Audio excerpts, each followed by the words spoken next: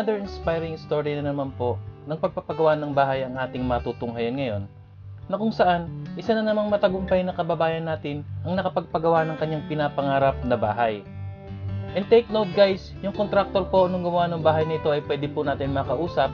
And then siya nga po ay nagpa-flex nitong bahay na ito upang makita nyo at magustuhan nyo ang pagpapagawa or pagkakagawa ng bahay na ito. At yan nga po ay mag-inquire po kayo sa kanya at sasagutin po kayo. Na siya nga po ay si Sir Randy Di Makulangan. And also guys, take note, ito pong bahay na ito ay pagmamayari ni Ma'am Ana Gapayaw. So guys, ito nga po at pag-usapan natin about sa mga materyales dahil ito nga po ay binigay nung gumawa ng bahay na ito, and also para maintindihan at magkaroon din po kayo ng idea about sa pagpapagawa ng bahay na ito if ever na magustuhan nyo at magkaroon din pa kayo ng comparison sa inyong pagpapagawa ng bahay. So hey guys, it's me again, Ref Egay Mix TV. Just subscribe and click the bell for more videos update, and just call me Mr. Guys.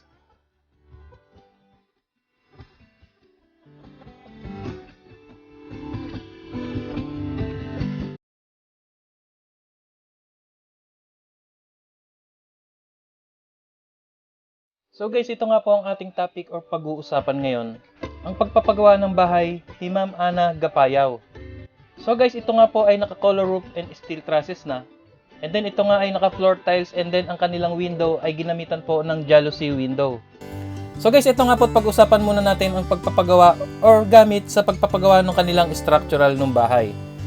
So ayon po sa binigay ng foreman or contractor ng bahay na ito, nang nagamit pong CHB or hollow blocks dito, ay umubos po sila ng 1,300 pieces.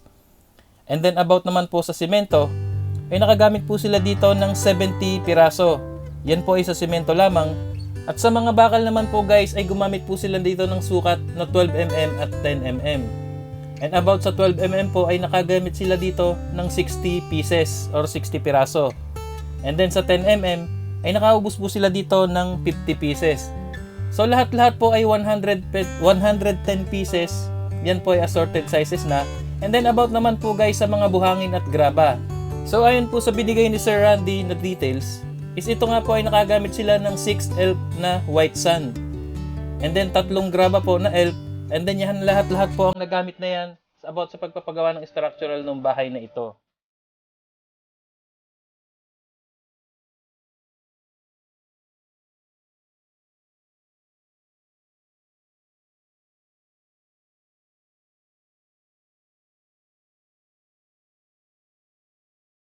So guys, ayun nga po at nakikita nyo, naka-floor tiles na, and then jalousie window nga po ang ginamit nila. And then mamaya po ay meron pong video house tour ito at makikita nyo po actual kung paano po ang itsura at kaaliwalas ang loob ng bahay na ito. So guys, ito nga pag-usapan muna natin ang ginamit po nila sa kanilang window jalousie. So ayun po sa binigay na details ni Sir Randy na kung sino nga yung contractor ng bahay na ito, ay nakagamit po sila o nakagastos dito ng 20,000 pesos about lamang sa kanilang windows jalousie. And then about naman po sa kanilang pintuan. So yung kanilang pintuan guys ay nakagamit sila dito ng 9,000 pesos, lahat-lahat na po yan. So ayun guys, at nakikita natin napaka-forma po ng bahay na ito at garantisado nga naman talagang matibay. Dahil kitang-kita naman ang pagkagawa nito, and then meron pa nga po silang terrace na malaki if ever na may mga bisita or handaan. So guys, ito po yung video house tour, panoorin po natin para makita po natin ang aktual kung gaano nga bang katibay at kalidad yung pagkakagawa or pagkakapalitada, lalong-lalo na ito nga yung setup kung maganda nga ba yung jalousie o yung mga paligid ng bahay na ito. At makikita nyo guys, ito nga ay naka-full palitada na.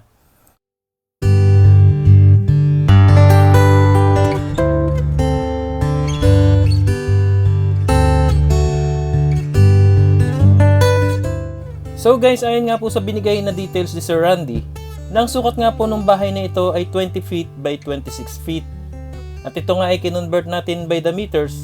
At ito ay lumalabas na 6 meters by 7.8 meters. At ito nga guys ay merong isang kwarto. At ito nga ay provision for 2 rooms if anytime na pwede nung palagyan ito ng ikalawang kwarto. At ayun nga ay makikita natin guys. And then also ito ay may kitchen and dining area, living room, toilet and bath, porch at isa pang malaki na terrace. So nakikita po natin guys sa thumbnail at talaga nga namang napakaluwang ng terrace nito. And then yun nga, anya nga ni Sir ay anytime ay provision nga ito for 2 rooms ay pwede po itong padugtungan. So guys, take note po, ito pong contractor na gumawa dito ng bahay ay siya po ang nagpa-flex or nagpa-upload or nagpa-vlog ng bahay na ito para po makita nyo yung kanyang tinrabaho at kung sakaling magustuhan nyo ay pwede nyo po siyang kontakin, ipipin ko po yung number dito or maaaring mag-comment lamang po sa ating comment section at yan po ay sasagutin natin yan and then makasasagot din po kayo ni Sir Randy. And also makikita nyo din po yung kanyang number. So guys, ayun nga po at nakikita natin yung paligid ng bahay na ito at nakita naman natin talagang napakatibay ng pagkakayari. And then also guys, ito nga yung sinasabi nating maluwang na terrace. If anytime ay pwede nga po nitong pagawa na kwarto dito sa setup na to. So guys, ito nga po at makikita natin yung loob ng bahay na ito at makikita nyo guys kung gaano rin kaluwang yung setup nito. And then ito nga, pag-usapan na po muna natin ang pagpapagawa ng bubong ng bahay na ito na kung saan ang ginamit nga po ay color roof and steel trusses. So guys, ayon po sa binigay na details ni Sir Randy, na ang ginamit nga po dito sa steel trusses ay gumamit po siya dito ng tubular and C-purlins. And then about naman po sa kanilang yero ay gumamit po sila dito ng color roof, long span, rib type. So yan po ang mga materyales na nagamit dito na kung saan yung color roof po ay gumastos po sila dito ng 22,000 pesos. And then about naman sa trusses ay gumamit po sila dito or gumastos ng 20,000 pesos. At yan nga po ay lahat-lahat nagtotal ng 43,000 pesos kasama na po lahat-lahat ng miscellaneous dyan na nagamit about sa pagpapagawa ng bubong lamang. So guys, ito po at nakita nyo napakaluwang ng sala. Ayan at makikita natin and then anya nga ni Sir, yung room nito ay magiging lamang division ay plywood. So ayan at nakikita natin guys yung setup nito ay talaga nga namang ayos na at sulit na nga po ang ginastos dito.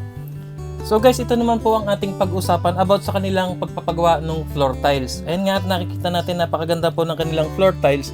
So ayon po sa binigay na details ni Sir Randy, gumamit po sila dito ng sukat ay 60 by 60. At ito nga po ay 160 piraso ang nagamit dito. And then ang bawat isa naman po nito ay nagkakahalaga ng 180 pesos. So tinotal po natin ito sa 160 pieces ay lumalabas po ito na 28,000 pesos. Lahat-lahat na po yon sa floor tiles lamang.